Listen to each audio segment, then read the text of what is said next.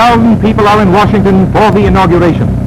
But for those unable to get there, the Universal Newspaper newsreel is rushing pictures of the epic ceremony by the fastest air express plane in the country. The speedy plane takes off and soars over the national capital, even while President Roosevelt is still on the inaugural stand. At 230 miles an hour, the record-breaking air express whisks its historic freight to the screen, arriving at New York while newspaper wires are still hot with the story of the great event, and while the radio still roared with acclamations for the new president. At the airport, a fast car with police escort is waiting, and the film is transferred almost as soon as the plane touches the ground. No bit is overlooked in the race against time to serve the newsreel public, and the Universal Newspaper newsreel is establishing a record for speed. Here they come on the last lap. And here it is, the beginning of the greatest drama in American affairs, the creation of a new chief executive.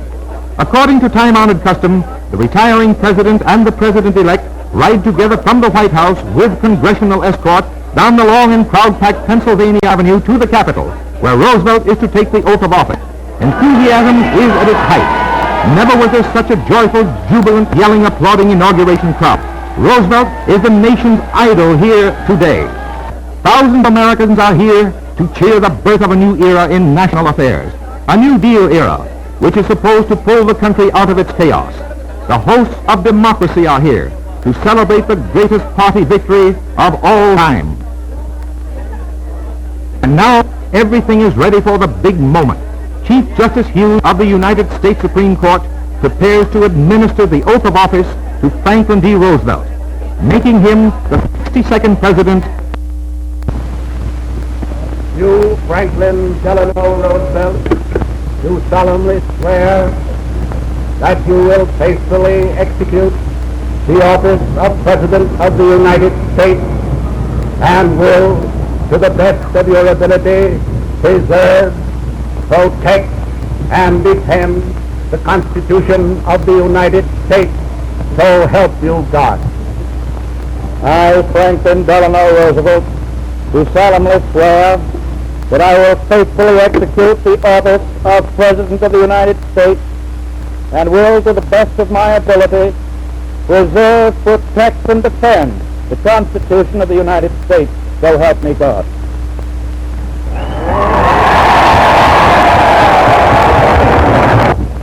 This is a day of national consecration, and I am certain that on this day my fellow Americans expect that on my induction into the presidency I will address them with a candor and a decision which the present situation of our people impels. I am prepared, under my constitutional duty, to recommend the measures that a stricken nation in the midst of a stricken world may require. These measures, or such other measures as the Congress may build out of its experience and wisdom, I shall seek within my constitutional authority to bring to speedy adoption.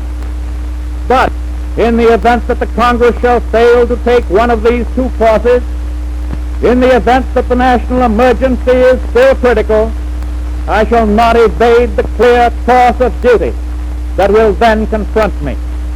I shall ask the Congress for the one remaining instrument to meet the crisis: broad executive power to wage a war against the emergency as great as the power that would be given to me if we were in fact invaded by a foreign foe. This nation is asking for action, and action now. In this dedication of a nation, we humbly ask the blessing of God. May He protect each and every one of us. May He guide me in the days to come.